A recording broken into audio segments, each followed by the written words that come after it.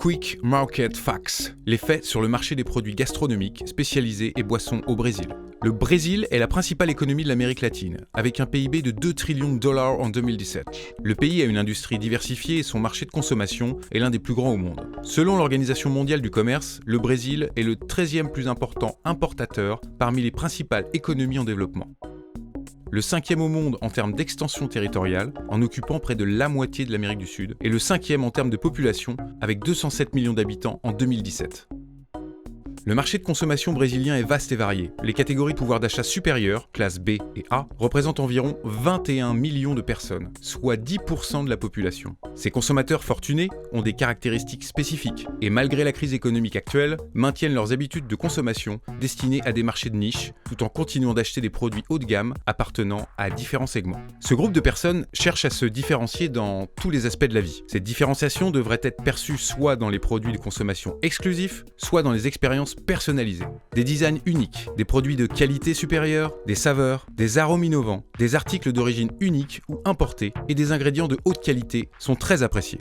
Ces clients ne craignent pas de payer plus pour accéder à ces produits haut de gamme. Le marché des produits gourmets et boissons au Brésil est également un exemple d'un segment en croissance, basé sur des styles culinaires plus élaborés et sur ce qu'on appelle classiquement la haute cuisine. À titre d'exemple, en 2017, les importations de vin ont augmenté de 35% par rapport à l'année précédente, atteignant 126 millions de litres.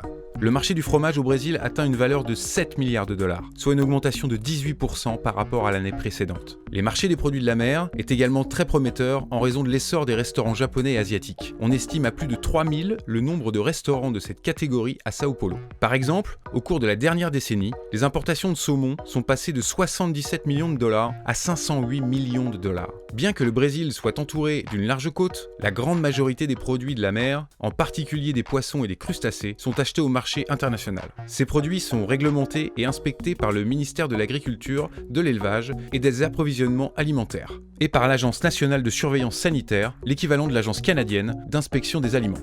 Les marchés de niche, destinés à une consommation sophistiquée, permettent des ventes en petite quantité et une valeur ajoutée beaucoup plus élevée. La Chambre de commerce Brésil-Canada croit fermement que des produits canadiens spécialisés tels que le vin de glace, le fromage de qualité supérieure, le sirop d'érable, les confitures de bleuet et la canneberge, la viande de canard, le foie gras, le poisson d'eau salée, le homard, le crabe des neiges et les fruits de mer en général sont des catégories de produits avec un gros potentiel qui peuvent être développés au Brésil. Vous voulez augmenter vos ventes sur l'un des plus importants marchés de niche des aliments et boissons des Amériques? Contactez l'équipe de développement des affaires CCBC pour accéder à un vaste réseau de plusieurs circuits commerciaux brésiliens.